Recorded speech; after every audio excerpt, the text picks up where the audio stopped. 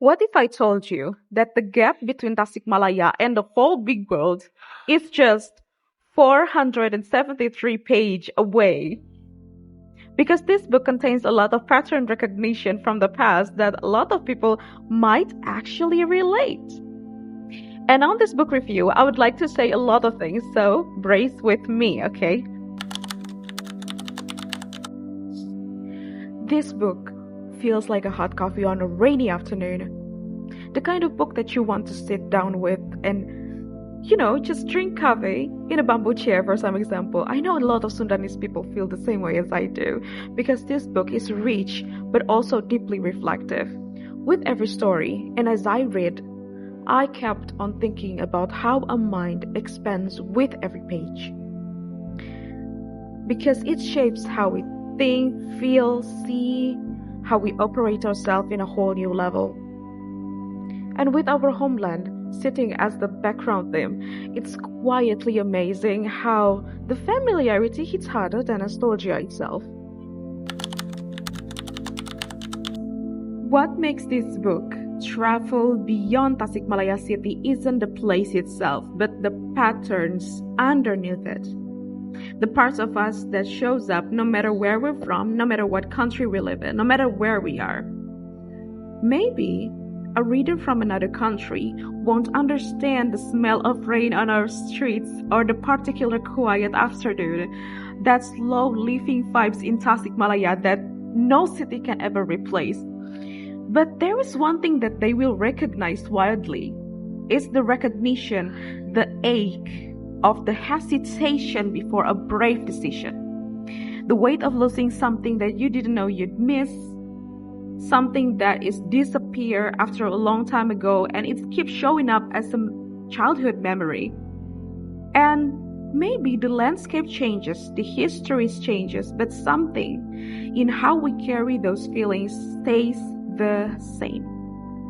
And maybe that is the proof that our story, our ancestor, has already succeeded in making us believe that the future should not always be defined by the futuristic idea, but what happened in the past. As I keep on reading about this book, I want to highlight the femininity force that is depicted on the book. You know what? Because femininity is always debatable everywhere because it's shaped by the culture we raised in and what it taught us about being women. But underneath all of that differences, a pattern keeps showing up. Because in this book also, the women aren't passive figures bent by myth and tradition. They move through everyday decision, through emotional endurance, through the quiet work of navigating what's expected women to be. The strength sometimes does not look revolutionary, but it changes things anyway, and that's really amazing how that femininity isn't defined by only one structure, but it can feel like empowerment, also a threat to another. But in these pages it reads that femininity is a force of power and a kind of instinct woven into being a human rather than something that defines a single kind of woman. Which means that there are a lot of definitions that we can look up to, aspire to be, rather than only shaped by one definition, to be women. And let's talk about myth, because in this book it's like a main topic and a lot of people are actually questioning whether or not it's relevant. But myth easily get dismissed because yes, they treat it as something unimportant. But what if we look into myth in a different perspective? Because long before psychology had a name, our ancestors were already doing its job through story, through symbolism, through ritual that passed down to generation without ever anyone calling them therapy. They weren't trying to trap anyone in superstitious. They were trying to save what could be saved, hold onto some sense of order when uncertainty and fear had no container. What mattered was that a lot of people were saved because of this story, and they faced the reality of the world that comes with no explanation at all. Therefore, that reaching back we can understand that myths are very important to our ancestors because what they were is what they built. And if I could say something to one of the characters, I would say something to Resti. Resti, it's totally fine that you gotta work, your family gotta work for you to get a degree. It's okay that people are jealous of you sometimes because the society becomes bitter when there is a woman evolving. And you are taking a very serious path.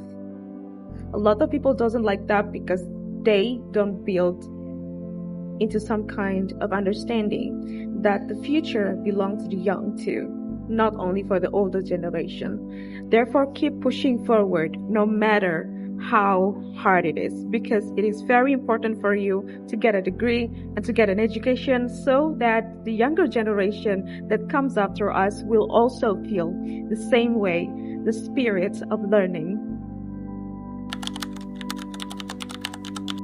Last but not least, there is something about cultural amnesia that many people right now don't realize is happening, but it is actually happening. One thing that I know about cultural amnesia that it doesn't happen overnight. It happens when stories quietly stop being told. Writing this book in English is partly an attempt to push these local histories somewhere more people can reach out for them, and partly a reminder that to anyone that is younger generation that who isn't built forward, it's also built from what we choose to remember. The past also built us just like how the future will shape us. And keeping a story alive is just another way of keeping ourselves alive.